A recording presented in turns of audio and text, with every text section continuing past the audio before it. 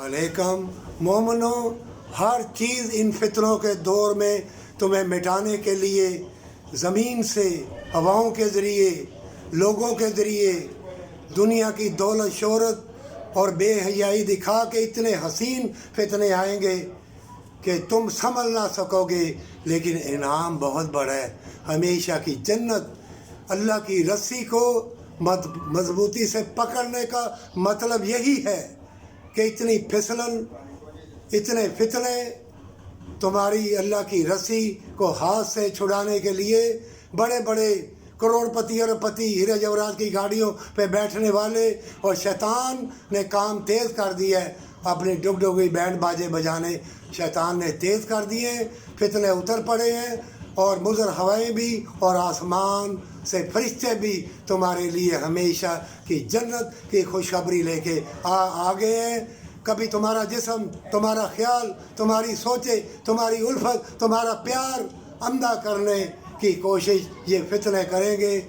ये ज़मीन के जितने भी अनवारो तजल्लियात हैं अल्लाह के फजल व करम से, इनकी बरकतें मोमनों के लिए हैं। और जितने फितने उठेंगे ये ज़मीन से दौलत, हीरे जवाहरात के महल निकलते रहेंगे।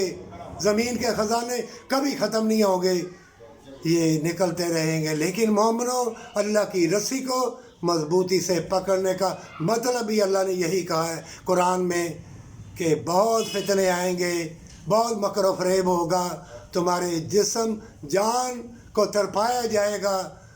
हज़रत बिलाल हबशी तपती रेत के ऊपर जब दुर्रे खा रहे थे तो कह रहे थे आहद आहद आहद, अल्लाह एक है, अल्लाह एक है, अल्लाह एक है। शिरक ना करना, सूत ना लेना, झूठ ना बोलना, तुम्हारा जिस्म नूरो नूर हो जाएगा अल्लाह की रहमत से। जो अल्लाह का हो जाता है, अल्लाह उसके लिए फरिश्ते, उसके लिए ज़मीन, उसके लिए हर चीज़ ताबेदार हो जाती है। इस बात को कभी ना भूलना। क्यों कि अल्लाह ये फितने, ये मकर व फरेब, ये शैतानी जाल अल्लाह ने इजाज़त दी है कि जा मेरे बंदों को मिटा ले जितना मिटा सकता है। जो मेरे बंदे होंगे वो कभी नहीं मिटनेंगे, वो कभी नहीं। दुनिया के नशेब व फराज, ये बेहयाई, ये मकर व फरेब, ये सोने चांदी के महल देख के अल्लाह के बंदे कभी नहीं मिटेंगे।